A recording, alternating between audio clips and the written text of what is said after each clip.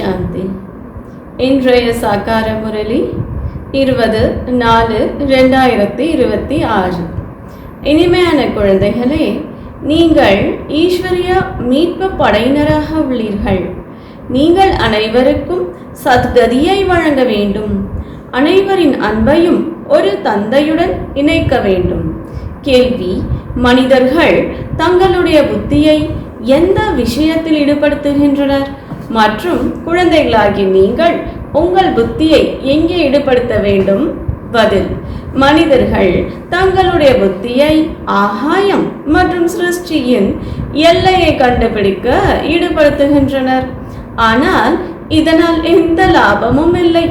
இதன் எல்லையை காண முடியாது. குழந்தைகளாகிய நீங்கள் பூஜைக்குரியவர் ஆவதில் தம் புத்தியை ஈடுபடுத்துகிறீர்கள். அவர்களை உலகம் பூஜிக்காது. குழந்தைகளாகிய நீங்கள் பூஜைக்குரிய தெய்வத்தை ஆகிறீர்கள். பாடல்: உங்களை அடைந்த நாங்கள் உலகத்தையே அடைந்து விட்டோம். ஓம் சாந்தி.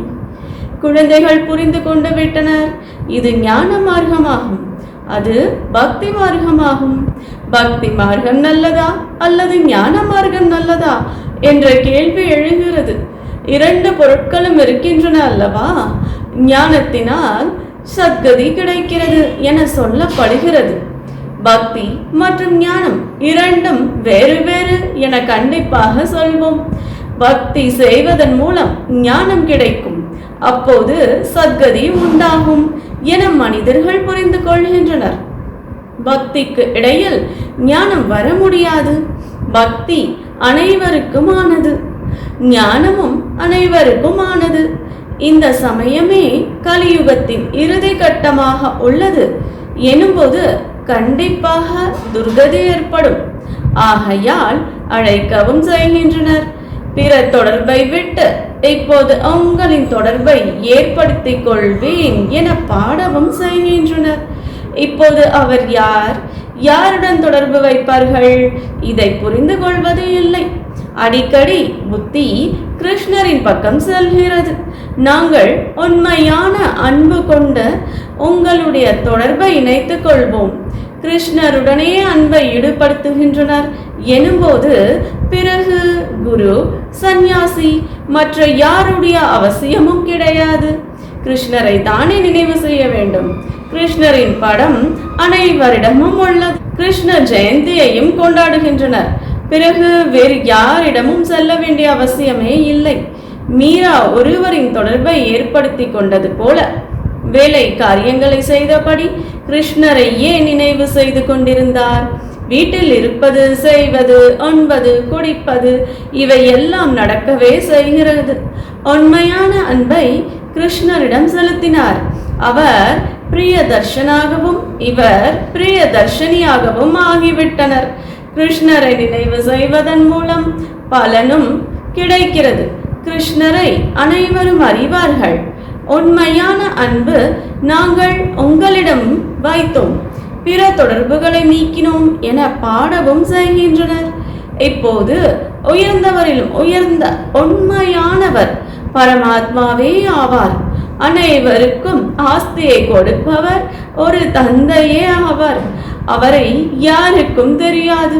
பரம்பிதா பரமாத்மா சிவன் எனவும் சொல்கின்றனர். ஆனால் எப்போது வருகிறார் என தெரியாது.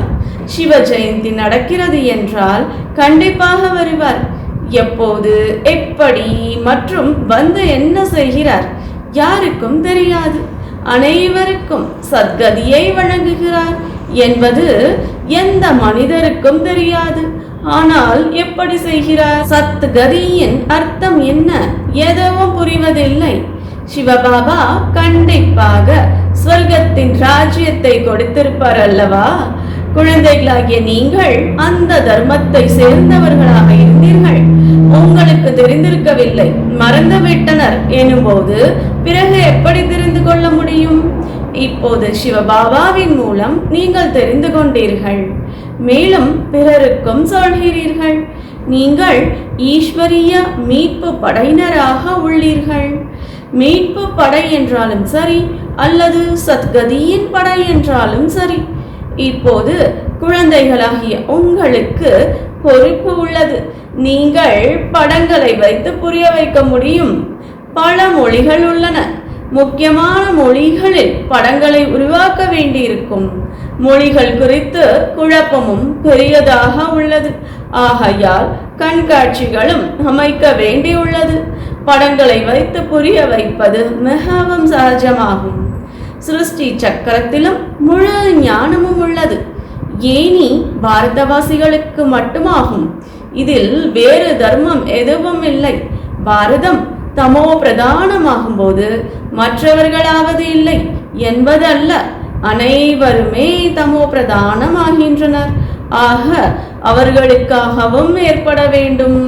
சேவைக்கான இந்த அனைத்து சிந்தனைகளும் புத்தியில் வர வேண்டும். 2 தந்தையினரின் ரகசியத்தையும் கூட புரிய வைக்க வேண்டும். ஆஸ்தி படைப்பவரிடமிருந்து கிடைக்கிறது. லக்ஷ்மி நாராயணர் பாரதத்தின் முதல் மகாராஜா மகாராணி அல்லது பகவான் பகவதியாக இருந்தனர் என்பதை கூட அனைத்து தர்மத்தவர்களும் அறிவார்கள். நல்லது. அவர்களுக்கு இந்த ஸ்வர்க்கத்தின் ராஜ்யம் எவ்வாறு கிடைத்தது? கண்டிப்பாக பகவான் மூலமாக கிடைத்தது. எப்படி, எப்போது கிடைத்தது என்பது யாருக்கும் தெரியாது. கீதையில் கிருஷ்ணரின் பெயரை போட்டுவிட்டனர். பின் பிரளயத்தை காட்டிவிட்டனர். முடிவு ஒன்றும் இல்லை. இதனை குழந்தைகளாகிய நீங்கள் புரிய வைக்க வேண்டும். படங்களோ அனைத்து தரப்பிலும் உள்ளன. லக்ஷ்மி நாராயணரின் படங்களும் இருக்கும். உடை லட்சணங்கள் வேறு மாதிரி இருக்கக்கூடும். யாருக்கு என்ன தோன்றியதோ அதனை அமர்ந்து உருவாக்கிவிட்டனர். ராதாகிருஷ்ணன் என்பவர்கள்தான் ஸ்ரீநாதனே அல்லவா? ஸ்ரீ ராதைக்கு கிருஷ்ணர் கிரீடதாரி அல்ல, கருப்பானவர்களுக்கு அல்ல. ராஜ்யம் லக்ஷ்மி நாராயணருடையதாகும். ராதா கிருஷ்ணர் என்பவர்கள்தான் ஸ்ரீநாதினி அல்லவா? ஸ்ரீ ராதை ஸ்ரீ கிருஷ்ணர் கிரீடதாரிகள் அல்ல, கருப்பானவர்களும் அல்ல. ராஜ்யம் லக்ஷ்மி நாராயணருடையதாகும், ராதா கிருஷ்ணருடையது அல்ல. கோவில்களை பலவிதமாக காட்டியுள்ளனர். பெயர் லக்ஷ்மி நாராயணர் என ஒன்றுதான் வைப்பார்கள். ராஜவம்சம் லக்ஷ்மி நாராயணருடையது என சொல்வார்கள். ராமன் சீதையின் குலம் லக்ஷ்மி நாராயணரின் குலம். ஆனால் ராதா கிருஷ்ணரின் குலம் இருக்காது. இந்த விஷயங்கள் மனிதர்களின் சிந்தனையில் கூட இல்லை. குழந்தைகளாகிய நீங்களும் கூட வரிசை கிரகமான முயற்சியின்படி அறிவீர்கள். சேவையில் ஆர்வம் இருப்பவர்கள் அதிலேயே ஈடுபட்டு அலைந்து கொண்டிருப்பார்கள். எங்களுக்கு புரிகிறது, ஆனால் மெல்ல மெல்ல வாயை திறப்பதற்கு யுக்திகளை உருவாக்க வேண்டியுள்ளது என சிலர் சொல்கின்றனர். வேத சாஸ்திரங்களை மனனம் செய்வதன் மூலமும், யஜ்யம் தவம் முதலானவை செய்வதன் மூலமும், தீர்த்த யாத்திரைகள் செல்வதன் மூலமும் பரமாத்மாவை அடைய முடியாது என சிலர் புரிந்து கொள்கின்றனர். ஆனால் இவை அனைத்தும் என்னிடமிருந்து தூரமாக ஆக்கக்கூடிய வழிகளாகும் என பகவான் கூறுகிறார். நாடகத்தில் அனைவருமே துர்கதியை அடைய வேண்டியிருப்பதால் இப்படிப்பட்ட விஷயங்களை சொல்கின்றனர். முன்னர் நாமும் கூட பகவான் உச்சி குடுமியை போன்றவர் என சொல்லிக் கொண்டிருந்தோம். மனிதர்கள் பலவிதமான வழிகளை பின்பற்றி கொண்டிருக்கின்றனர். பக்தி மார்க்கத்தின் வழிகளை பிடித்து கொண்டிருந்தாலும் களைத்து போகும்போது பகவானை தானே அழைக்கின்றனர். ஓ பதீத பாவனா, வாருங்கள், நீங்கள் வந்து தூய்மை அடைவதற்கான வழியை காட்டுங்கள். நீங்கள் இன்றி நாங்கள் தூய்மையடைய முடியாது, களைத்து விட்டோம். நாளுக்கு நாள் பக்தி கலைப்படைய செய்யும். இப்போது விழா முதலான இடங்களில் எவ்வளவு லட்சக்கணக்கானவர்கள் ஒன்று கூடுகின்றனர். எவ்வளவு அழுக்கு ஏற்படுகிறது. இப்போது இறுதி காலமாக உள்ளது. உலகம் மாற வேண்டியுள்ளது. உண்மையில் உலகம் ஒன்றுதான். 2 பாகங்களாக ஆக்கியுள்ளனர். ஆக மனிதர்கள் ஸ்வர்க்கம், நரகம் என வேறு வேறு உலகங்கள் உள்ளன என புரிந்து கொள்வார்கள். ஆனால் அது பாதி பாதி ஆகும். மேலே சத்யுகம், பிறகு திரேதா, துவாபர, கலியுகம். கலியுகத்தில் தமோ பிரதானமாகத்தான் வேண்டும். சிருஷ்டி பழையதாகிறது. இந்த விஷயங்களை யாரும் புரிந்து கொள்வது இல்லை. குழப்பம் அடைந்துள்ளனர். சிலர் கிருஷ்ணரை பகவான் என்றும் சிலர் ராமனை பகவான் என்றும் சொல்லிவிடுகின்றனர். இன்றைய நாட்களில் மனிதர்கள் தம்மையே பகவான் என சொல்லிக் கொள்கின்றனர். நான் ஈஸ்வரனின் அவதாரமாவேன். தேவதைகளை விடவும் மனிதர்கள் கூர்மையடைந்து ஆர்வமுடையவர்களாகிவிட்டனர். பிறகும் கூட தேவதைகளை தேவதைகள் எனவே சொல்வார்கள். இவர்களோ மனிதர்களை பகவான் என சொல்லிவிடுகின்றனர். இது பக்தி மார்க்கமாகும். தேவதைகள் ஸ்வர்க்கத்தில் வசிப்பவர்களாக இருந்தனர். இப்போது கலியுகமான இரும்பு யுகத்தில் பிறகு மனிதர்கள் பகவானாக எப்படி ஆக முடியும்? நான் சங்கம யுகத்தில் தான் வருகிறேன். இப்போது நான் வந்து உலகை மாற்ற வேண்டும். கலியுகத்திலிருந்து சத்யுகமானால் மற்ற அனைவரும் சாந்தி தாமத்திற்கு சென்று விடுவார்கள். அது நிராகார உலகமாகும். இது சாகார உலகம். நிராகார மரத்தையும் கூட புரிய வைப்பதற்காக பெரியதாக உருவாக்க வேண்டும். பிரம்ம மகதத்துவமும் கூட ஆகாயத்தை போல பெரியதாக உள்ளது. 2 எல்லையையும் காண முடியாது. ஆகாய விமானம் முதலானவற்றில் செல்வோம் என முயற்சி செய்கிறார்கள். ஆனால் எல்லையை காண முடியாது. கடலே கடலாக, ஆகாயமே ஆகாயமாக, அங்கே எதுவும் கிடையாது. முயற்சி நிறைய செய்கின்றனர். ஆனால் இந்த விஷயங்களில் எல்லாம் என்ன லாபம் இருக்கிறது? தனது புத்திசாலித்தனத்தை காட்டிக் கொள்வதாக புரிந்து கொள்கின்றனர். இது மனிதரின் அறிவு. அறிவியலின் செருக்கும் கூட மனிதர்க்குள் இருக்கிறது. எவ்வளவுதான் யாரேனும் எல்லையை கண்டாலும் கூட அவர்களுக்கு முழு உலகமும் பூஜை எதுவும் செய்வது இல்லை. தேவதைகளுக்கோ பூஜை நடக்கிறது. குழந்தைகளாகிய உங்களை தந்தை எவ்வளவு உயர்வானவர்களாக்குகிறார். அனைவரையும் சாந்தி தாமத்திற்கு அழைத்து செல்கிறார். நாம் மூலவதனத்திலிருந்து வருகிறோம் என தெரியும். ஆனால் நாங்கள் புரிந்து கொண்டிருப்பது போல உலகினர் தெரிந்து கொண்டிருப்பது கிடையாது. அது என்ன, எப்படி ஆத்மாக்கள் அங்கே வசிப்பார்கள், பிறகு எப்படி வரிசை கிரகமாக வருகின்றனர், இது யாருக்கும் தெரியாது. பிரம்ம மகா தத்துவத்தில் நிராகார மரம் உள்ளது. சத்தியுகத்தில் சிலரே இருப்பார்கள். மற்ற அனைத்து ஆத்மாக்களும் மூலவதனத்தில் இருப்பார்கள் என புரிந்து கொள்வது இல்லை. இந்த சாக்கார வதனத்தை போலவே மூலவதனமும் உள்ளது. வதனம் எதுவானாலும் அதுவானாலும் ஒருபோதும் காலியாவது இல்லை. கடைசி நேரம் வரும்போது இடமாற்றம் ஆகிவிடுகின்றன. இந்த வதனத்தில் கொஞ்சம் பேர் இருப்பார்கள். முழு வதனமும் காலியாகும் என்றால் பிறகு பிரளயம் ஏற்பட்டுவிடும். அழிவற்ற கண்டம் அல்லவா? இந்த அனைத்து விஷயங்களையும் புத்தியில் வைக்க வேண்டும். யாருக்கு நன்மை செய்யலாம் என சிந்தனை முழு நாளும் செய்தபடி இருக்க வேண்டும்.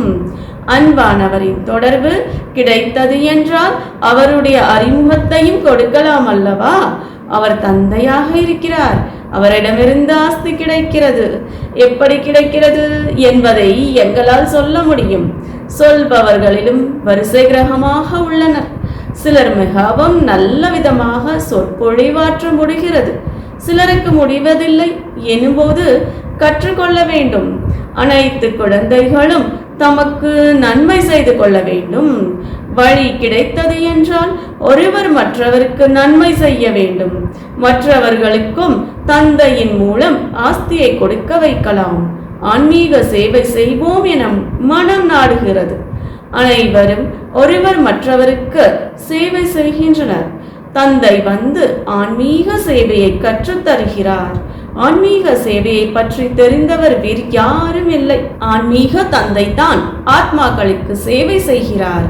ஸ்தூலமான சேவையை பிறவி பிறவிகளாக செய்திருக்கிறீர்கள். இப்போது இந்த கடைசி பிறவியில் தந்தை கற்று தந்திருக்கும் ஆன்மீக சேவை செய்ய வேண்டும். நன்மை இதில்தான் உள்ளது. மற்ற எதிலும் எந்த பயனும் இல்லை. இல்லற விஷயங்களிலும் இருக்க வேண்டும். நல்லுறவை பராமரிக்கவும் வேண்டும். அவர்களுக்கு கூட இதனையே புரிய வைத்து நன்மை செய்ய வேண்டும். அன்பானவர்களாக இருந்தால் கொஞ்சம் கேட்பார்கள். பலரும் எங்கே நாமும் கூட சந்நியாசம் செய்ய வேண்டியிருக்குமோ என பயப்படுகின்றனர். இன்றைய நாட்களில் சந்நியாசிகள் நிறைய பேர் இருக்கின்றனர் அல்லவா? காவி அணிந்து 2 வார்த்தைகளை சொன்னால் உணவு எங்கிருந்தாவது கிடைத்து வருகிறது. சிலர் கடைக்கு சென்றால் 2 பொரிகள் கொடுப்பார்கள். பிறகு மற்றொருவரிடம் சென்றால் வயிற்றுக்கு பூஜை நடந்து விடுகிறது. பிச்சை எடுப்பவர்களும் பல விதமானவர்களாக உள்ளனர். இந்த தந்தையிடமிருந்தோ ஒரே விதமான ஆஸ்தி கிடைக்கிறது. எல்லைக்கு அப்பாற்பட்ட ராஜ்யம் கிடைக்கிறது. எப்போதும் நோயற்றவர்களாகிறோம். செல்வந்தர்கள் விழித்தெழுவது மிகவும் சிரமமே. ஏழைகளுக்கும் நன்மை செய்ய வேண்டும். பாபா கண்காட்சிகள் நிறைய ஏற்பாடு செய்கிறார். ஏனென்றால் நிறைய கிராமங்கள் உள்ளன அல்லவா? அமைச்சர்கள் முதலானவர்கள் இது நல்ல ஞானம் என புரிந்து கொண்டார்கள் என்றால் பலரும் கேட்க தொடங்குவார்கள். ஆக மேலும் நாட்கள் செல்ல செல்ல உங்களின் பெயர் பரவும். பிறகு நிறைய பேர் வருவார்கள். அழுக்கை நீக்குவதில் நேரம் பிடிக்கிறது. இரவு பகலும் யாராவது ஈடுபட்டால் ஒருவேளை நீங்கிவிடக்கூடும். ஆத்மா தூய்மை அடைந்துவிட்டால் இந்த சரீரத்தை விட்டுவிடும். இவை அனைத்தும் புரிந்து கொள்ள வேண்டிய விஷயங்களாகும். கண்காட்சியிலும் கூட புரிய வைக்க வேண்டும். முழு பாரதத்தின் விஷயம் முக்கியமானதாகும். பாரதத்தின் உயர்வு ஏற்பட்டது என்றால் அனைவருக்கும் உயர்வு ஏற்பட்டுவிடும். ப்ரொஜெக்டர் மூலம் கூட கண்காட்சிகளில் அதிக சேவை நடக்கும். மெல்ல மெல்ல முயற்சி அடைந்தபடி செல்லும். நாளுக்கு நாள் உங்களின் பெயர் பிரபலமாகி கொண்டே செல்லும். 5000 வருடங்களுக்கு முன்னர் கூட இப்படி ஆகியிருந்தது என்பதை எழுத வேண்டும். இவை மிகவும் அதிசயமான விஷயங்களாகும். தந்தை சைகை காட்டுகிறார். குழந்தைகள் பல விஷயங்களை மறந்து விடுகின்றனர். ஏதாவது நடந்தது என்றால் இன்றிலிருந்து 5000 வருடங்களுக்கு முன்பு கூட இப்படி ஆகியது என சொல்வார்கள். மிகவும் தெளிவான விஷயமாகும். ஆனால் புத்தியில் பதிய வேண்டும். செய்தித்தாள்களில் போட முடிந்தால் கொஞ்சமாவது புரிந்து கொண்டார்கள் என்றால் சரி. ஞான மார்க்கத்தில் மிகவும் முதல் தரமான நிலை இருக்க வேண்டும். இப்படிப்பட்ட விஷயங்களை நினைவு செய்து மகிழ்ச்சியாக இருக்க வேண்டும். பயிற்சி ஏற்பட்டுவிட்டால் பிறகு மிகவும் குஷி நிறைந்த நிலை ஏற்பட்டுவிடும். நல்லது. தாரணைக்கான முக்கிய சாரம்: மற்ற அனைவரிடமிருந்தும் புத்தியின் ஈடுபாட்டை நீக்கி ஒரு தந்தையிடம் இணைக்க வேண்டும். மற்றும் அனைவரின் அன்பை ஒரு தந்தையிடம் ஈடுபடுத்த கூடிய சேவை செய்ய வேண்டும். உண்மையிலும் உண்மையான ஆன்மீக சேவாதாரி ஆக வேண்டும். தனக்கு நன்மை செய்து கொள்ள வேண்டும் மற்றும் பிறருக்கும் வழிகாட்ட வேண்டும். மிகவும் மகிழ்ச்சி நிறைந்த நிலையை உருவாக்கி கொள்ள வேண்டும். வரதானம்: தனது உயர்ந்த செயல்களின் மூலமாக அனைத்து ஆத்மாக்களுக்கும் சுகம் தரும் மகான் ஆத்மா ஆகுக. மகான் ஆத்மாக்களின் செயலால் பிற ஆத்மாக்கள் அனைவரும் சுகமே தானமாக பெறுவார்கள். அவர்கள் சுகமே பெறுவார்கள். நாள் முழுவதும் மகான் ஆத்மாவாகி அனைவருக்கும் சுகம் கொடுத்தேனா, புண்ணிய செயல் செய்தேனா என சோதனை செய்க. புண்ணியம் என்பது பிற ஆத்மாவிடமிருந்து ஆஸ்தி பெறும் வகையில் அவர் தேவை எறிந்து தருவது. ஒவ்வொரு ஆத்மாவிடமிருந்தும் ஆஸ்தி கிடைக்கிறதா என சோதனை செய்க. எவருக்கும் துக்கம் தரவோ அல்லது பெறவோ இல்லைதானே? அப்போதே மகான் ஆத்மா என அழைக்கப்படுவீர்கள். ஸ்லோகன்: செய்த பின்பு சிந்திப்பது பச்சாத்தாபம் ஆகும்.